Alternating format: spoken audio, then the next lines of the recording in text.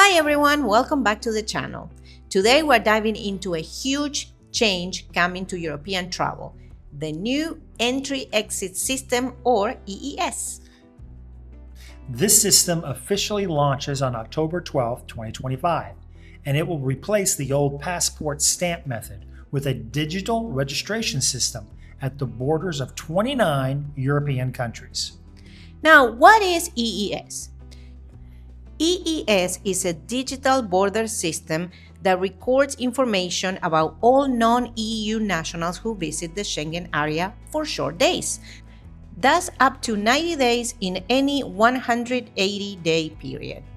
Instead of border officers stamping your passport, the system will now collect your facial image, fingerprints, only for visa-exempt travelers because visa holders' prints are already in the database, your passport biometric information, your entry and exit dates and locations.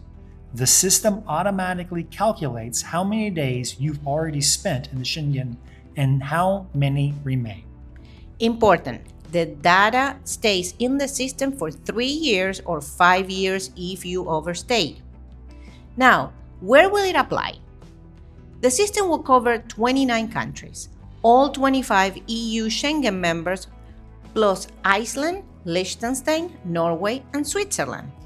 That means countries like Spain, France, Germany, Italy, Greece, Switzerland, and many others. Who's not participating? Ireland and Cyprus. They'll keep using passport stamps. So for example, if you fly from Dublin to Paris, you'll still get stamped leaving Ireland, but you will be digitally registered upon entering France. Who needs to register?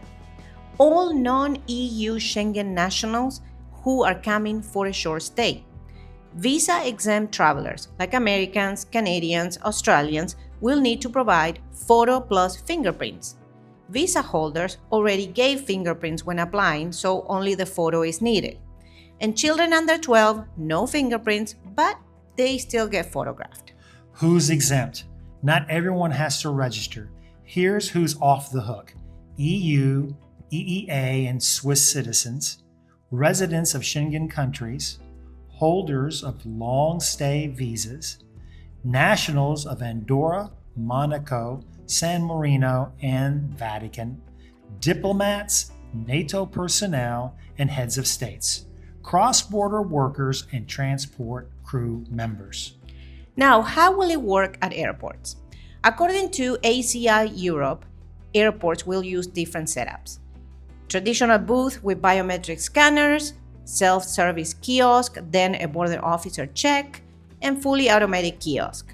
Your first registration will take longer since it involves passport scan, photo capture, fingerprints if required, database check, creation of your digital record. Now, there will be wait times and transition period. During the rollout from October 2025 to April 2026, not all borders will use EES at the same time. Some will still stamp passports while others go digital.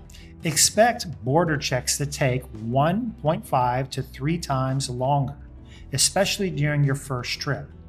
Things that slow down the process: first-time registration, families with children, technical glitches, elderly passengers needing assistance, peak travel periods. During the transition, if there's conflict between a stamp and the digital record, the stamp is considered correct.